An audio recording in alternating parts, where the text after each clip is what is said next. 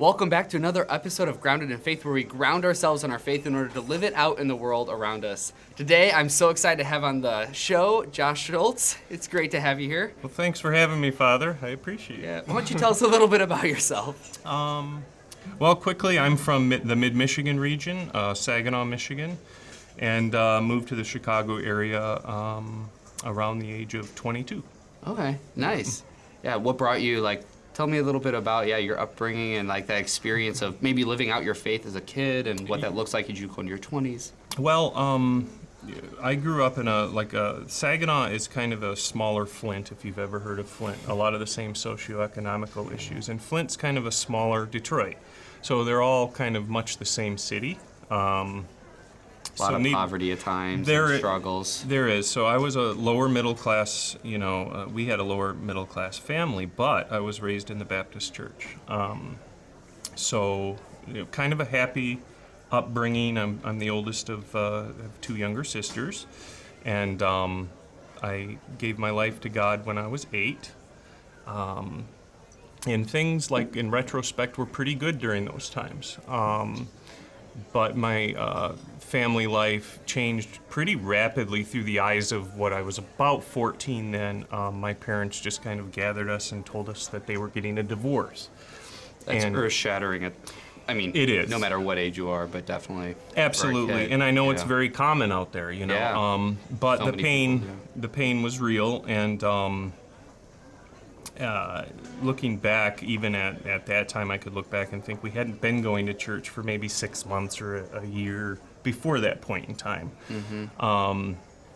So the divorce was announced, and needless to say, at age, 14, I wasn't taking myself to church. Yeah. And it was no longer anywhere near a priority in my upbringing. So I guess looking back, I could say that, I fell away. Yeah. I had been getting good grades, and thankfully I never turned to drugs by the grace of God. But I think I built up some walls to kind of deal and cope. Just to protect yourself. Yeah. It is earth-shattering, and the pain, as you said, is real, right? Yep. There's so many people that go through that, but yeah. Yeah, and so then, how did you end up then down here in?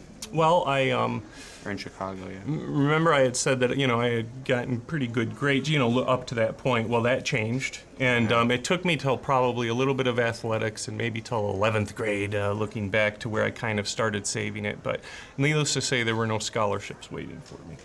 So...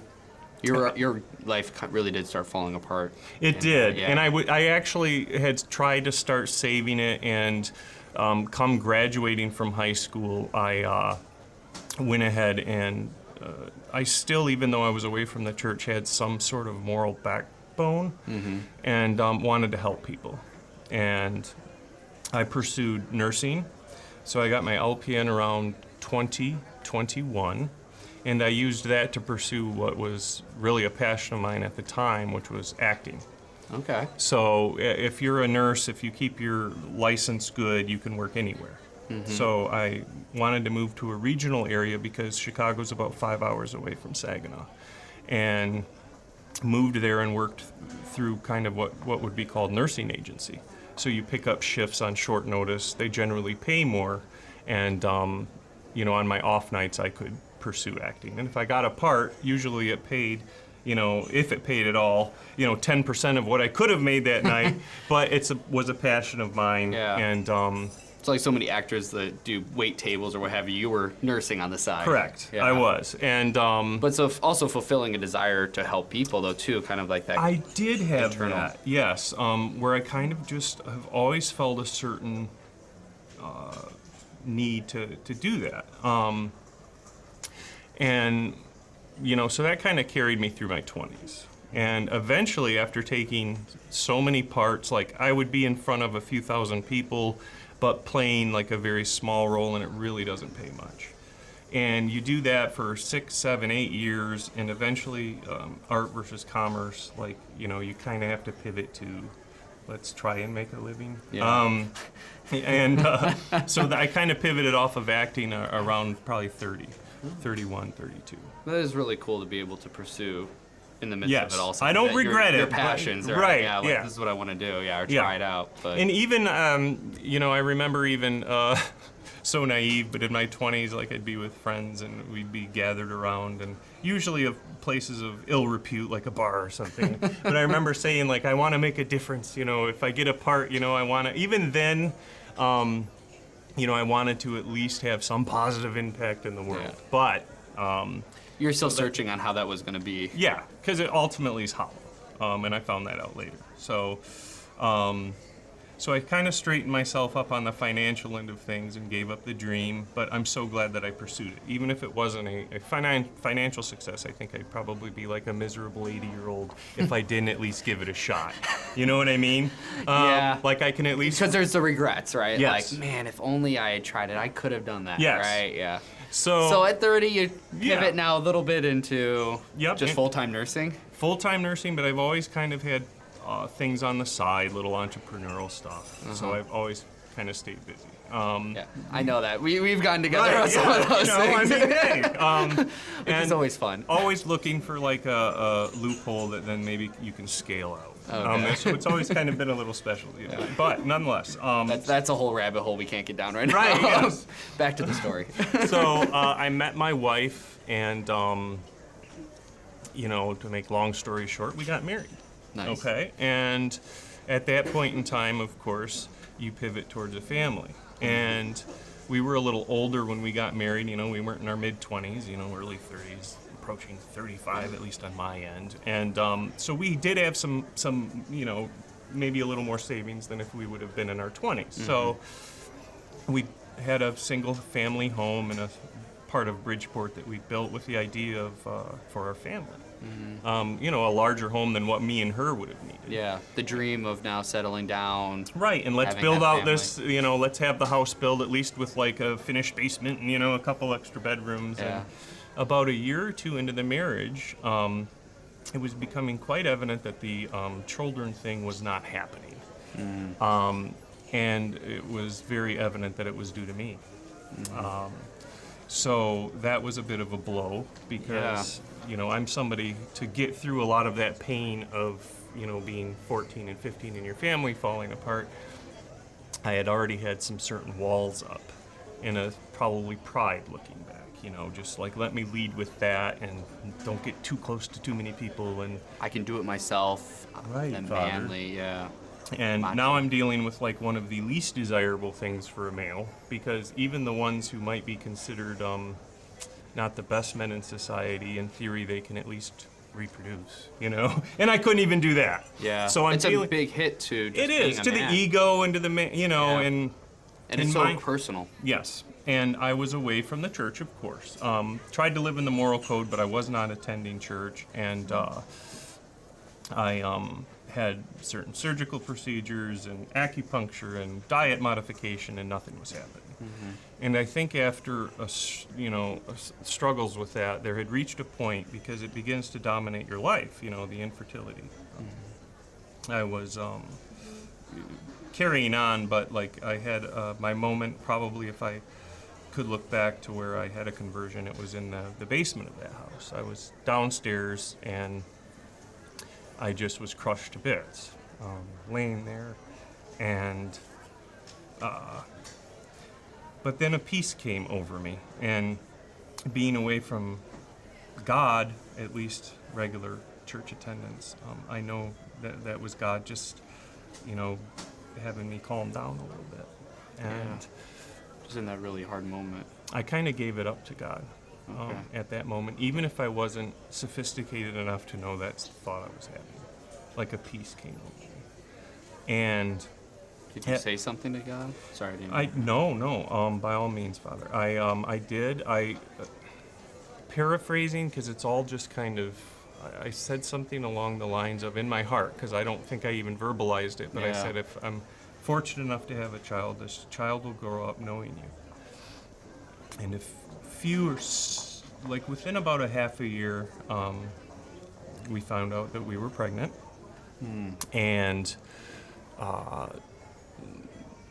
baby's born, and of course, being a hypocrite, although the baby's, we had him baptized and everything, but we still weren't attending Mass or attending church. I wasn't Catholic. And went through like 2 and 3 years old, and then it occurred to me that we need to get Finn, our son, into knowing God. And we also had friends in the St. John area. So you're still living in Chicago? Still in Bridgeport.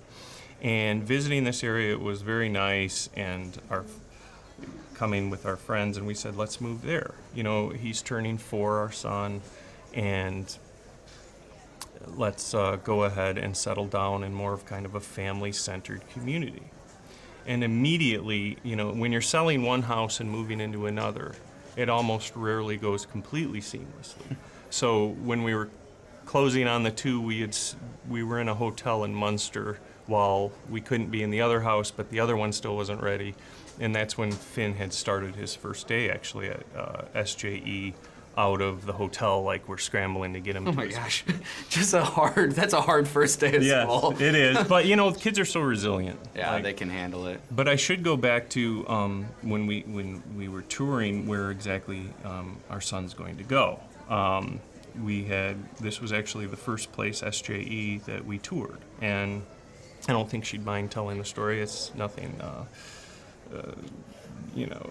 secretive or anything, but Angie Buchanan showed us the school. She was so nice, and I'm sure that interaction was just something that she has countless times a week, and I tend to be like a bit of a blunt individual. So when we were touring the school, I said, I'm not Catholic, is this okay?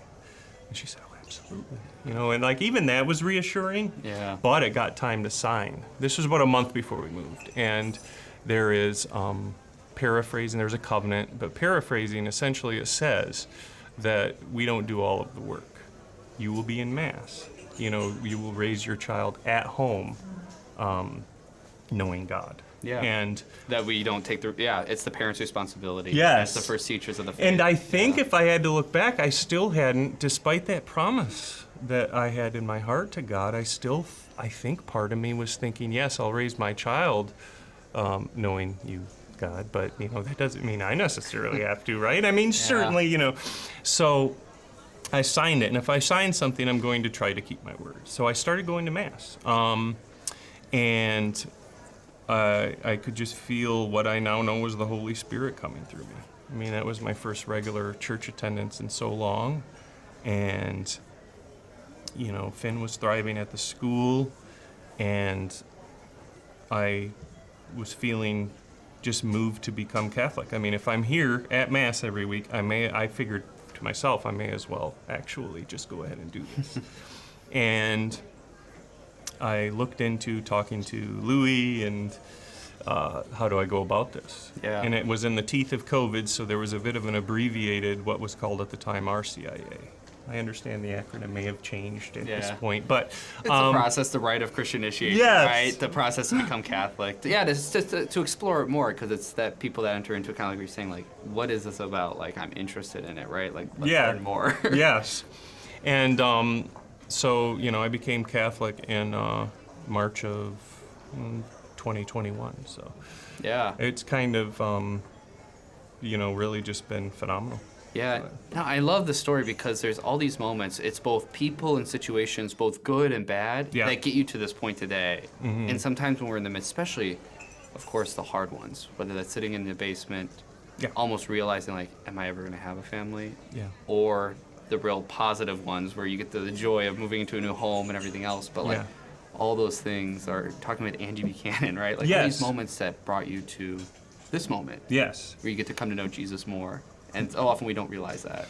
Yes, and I'm able to kind of look back now that, when I was healthcare and wanting to help, and yes, I feel like I did, but looking back, it's hollow compared to, living a faith-based life.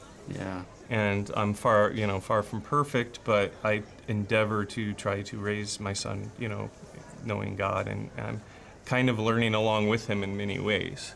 Yeah. That's a beautiful thing to be able to do that. It's humbling as well. Yeah, it is very humbling. I mean, like, I've had my just desserts being humbled, No, and that's really because there's a phrase that Saint Jose Maria says that we're all called to be saints in our daily life. So as a nurse or wherever you are, but it's because we first know Jesus, have a relationship with Jesus, that then we can go and live out a whole new way of life in our own life. And I think that's kind of what you're saying. It's yes. Like, yeah, I was serving people and helping people, but there's still something missing until that kind of came together. It's absolutely. Like, oh, now that's, yep, there's something here. And, you know, I've kind of, as opportunities arise, I mean, I've done things where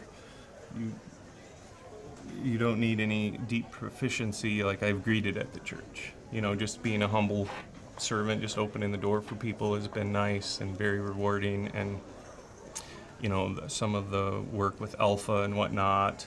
So, like, slowly but surely, like, I'm feeling just like I don't know, like very rewarded and fulfilled by kind of doing some of those things. That's awesome. Kind of keeps me grounded. Grounded in your faith. Yeah.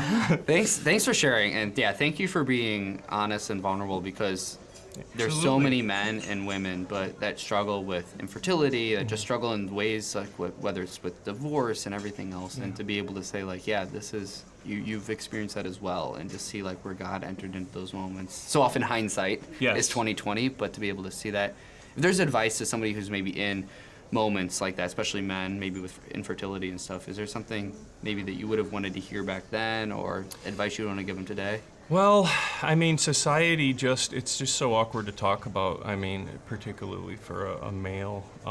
I think it's hard for females too, but so my advice would be, you know, if you're watching this, you probably are religious, if not Catholic, and it would be just to pray and open up to those that you trust. You know, I was away from the church, so I didn't have that, those relationships fostered. But my advice would be to not be afraid to just seek counsel when appropriate.